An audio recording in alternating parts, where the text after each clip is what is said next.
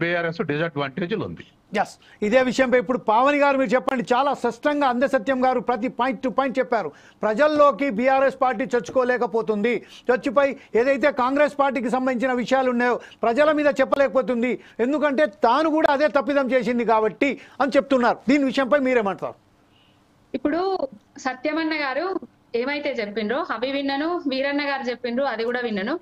వీరన్న గారు ప్రజలకి BRS party జాతీయ పార్టీనా లేకపోతే ప్రాంతీయ పార్టీనా తేల్చుకోలేని దాంట్లో సందిగ్ధంలో పడి ఉన్నది అని చెప్తున్నారు. మేము ఎలాంటి సందిగ్ధంలో లేమన్నా బీఆర్ఎస్ పార్టీ అనేది తెలంగాణ ప్రజల కోసం ఏర్పడింది, తెలంగాణ రాష్ట్ర సాధన కోసం ఏర్పడ్డది.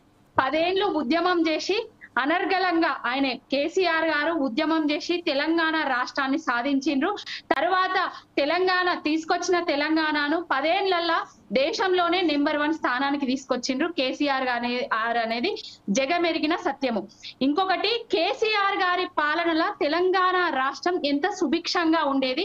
కాంగ్రెస్ ప్రభుత్వం మార్పు మార్పు అని చెప్పి అధికారంలోకి వచ్చిన తర్వాత ఎంత సంక్షోభం అనుభవిస్తున్నారు తెలంగాణ ప్రజలు అనేది మనం చూస్తూనే ఉన్నామన్నా.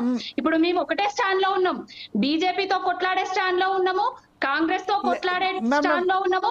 ఎట్ ఏ టైము తెలంగాణ రాష్ట్ర హక్కుల సాధన కోసము కేంద్ర బీజేపీతో కొట్లాడుతున్నాము.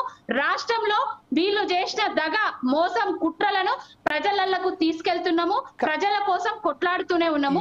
తెలంగాణ హైదరాబాద్ లో జనతా గ్యారేజ్ గా వ్యవహరిస్తూ ప్రతి ఒక్క ఇష్యూ మీద ఎవరికి ఏ సమస్య వచ్చినా కూడా 24 అవర్స్ బీఆర్ఎస్ పార్టీ శ్రేణులు తెలంగాణ భవన్ లో అందుబాటులో ఉంటున్నారు.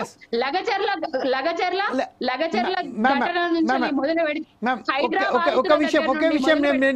ఒక విషయం అడగదలుచుకున్నాం మ్యామ్. ప్రతిపక్షంలో ఉన్నప్పటికీ ప్రతిపక్షంలా వ్యవహరించకుండా కేవలం తనకు తాను అంటే తనకు తాను రక్షించుకుంటున్నట్టుగా వ్యవహరిస్తున్నారు. కేటీఆర్ కు సంబంధించిన కానివ్వండి, హరీష్ రావుకు సంబంధించిన కానీ మిగతా ఎవరైతే నాయకులు ఉన్నారో బీఆర్ఎస్ నాయకులు అంటే వారు ప్రతిపక్షంగా వ్యవహరిస్తలేరు. దీని విషయంపై మీరేమంటారండి?